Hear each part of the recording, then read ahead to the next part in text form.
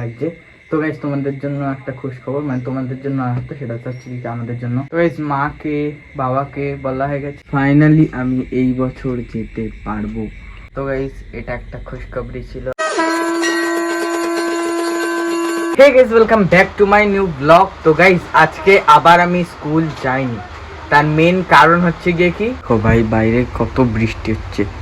এই বৃষ্টিতে মানে যদি আমি স্কুলে যাই তো আর মানে স্কুল থেকে যখন আসবো সাদা জুতো কালো হয়ে যাবে আর ড্রেসপত্র সব নোংরা হয়ে যাবে, আমি নিজেও নোংরা হয়ে যাবো। তো গাইস আজকে এনসিসি আছে 3টে থেকে, তো ওখানে যাব, বাচ্চাদের শেখাতে হবে। তো এই দেখো কালকে থেকে আমি এই টি শার্টটাই পরে আছি আর ছাড়িনি। তো স্নান টান করে আবার এই টি শার্টটা পরেই যেতে হবে। তো চলো গাইস, এখন তো ভাই সব খাওয়া দাওয়া হয়ে গেছে, সব কিছু করা হয়ে গেছে। আমি তোমাদের এটা দেখিয়েছিলাম কি যাই না, তো এই দেখো এটা হচ্ছে কি আমাদের এনসিসির জন্য ওই যে চেয়ারে বা টেবিলে পাতার জন্য এই যে টাওয়েল, এ দেখো। তো গাইজ এটা হচ্ছে গিয়ে কি দেখি আজকে নিয়ে যাওয়া যায় কিনা। রোহানদা বলছিল, মানে যে আমাদের এনসিসি শেখায় তার নামও রোহান আর আমার নামও রোহান। তো গাইজ আমার ভাই সাহেব মানে 50টা সাবস্ক্রাইবার হয়েছিলাম, ভিডিও দিয়েছি, তার পরের দিনই আমার 47টা হয়ে গেছিলো। তো আমার যে কী হলো, সাবস্ক্রাইবার নেমে গেল কেন। তারপরে আজকে সকালে 49টা ছিল আর বাড়ি এসে বাজার থেকে দেখলাম ভাই 50টা হয়ে গেছে। Thank you for 50 subscribers again. যেখানে তো দেখো মা বৃষ্টিতে ভিজে ভিজে কাজ করছে। মা বৃষ্টিতে ভেজে না বসো, পরে কাজ করবা।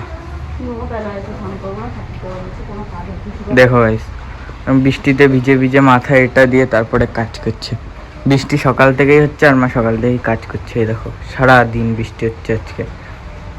এইদিকে আজকাল প্রচুর বৃষ্টি হচ্ছে আর বৃষ্টি হলে এরকম কাদা জমে যাচ্ছে।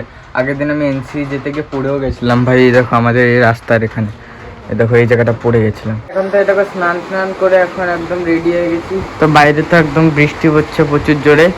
তো তোমরা আমার আওয়াজ শুনতে পাচ্ছি না, টিনে তো বৃষ্টি হচ্ছে প্রচুর জোরে।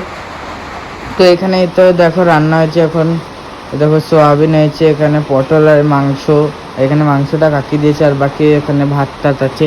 তো এই চলো এখন হচ্ছে গিয়ে কি খাবো আর দেখি এখন যা তো যাবে না আজকে এনসিতে, যা অবস্থা হয়ে গেছে। তো এই চলো এখন হচ্ছে কি খেয়ে নিই, তারপরে দেখা যাক যে কি করা যায়, যাবো কিনা। মা যাবো আজকে? হ্যাঁ যাই এখন দেখো তো যাবো কম্পিউটারে। এখন হয়তো দুপুরে একটু ঘুমাচ্ছিলাম, তারপরে গেছিলাম এনসিসিতে হট করে। তো এখন তো যাবো কম্পিউটারে। তো দেখো মা ঠাকুর দিচ্ছে। তো চলো এখন হচ্ছে কি প্যান্ট ট্যান পরে যাই কম্পিউটারে, তারপরে এসে দেখি কি করবো, 10টার সময় আসবো। গাইস দেখো এখন হচ্ছে কি সবে কম্পিউটার থেকে আসলাম বাড়ি আর ভাই সব প্রচুর লেভেলের গরম লাগছে। তো গাইস তোমাদের জন্য একটা খুশ খবর, মানে তোমাদের জন্য আসতো, সেটা হচ্ছে কি আমাদের জন্য। তো গাইস এবার আমি করতে যাবো হচ্ছে কি রথযাত্রার প্রোগ্রাম, যেটা কি আগের বছর আমি করতে পারিনি। অশোকনগর টু আমাদের এখানে রথতলা অবধি। তো ভাই প্রচুর ভালো লাগছে যে আগের বছর ক্যাডেট হিসেবে যেতে পারিনি, কেন প্রচুর চাপ ছিল পরীক্ষার। তো এখন হচ্ছে গিয়ে কি যাবো এই আগামী 16-17 তারিখ হয়তো যাব। তো গাইস সেই লেভেলের মজা হবে। তো দেখি যে ফোন নিয়ে যেতে পারি কিনা, সেদিন ব্লগ করতে পারি কিনা, সবই দেখবো। বাট ভাই যাবো রথযাত্রায়, সেই মজা আসবে এনসিসির ক্যাডেট হিসেবে। তো গাইস মাকে বাবাকে বলা হয়ে গেছে।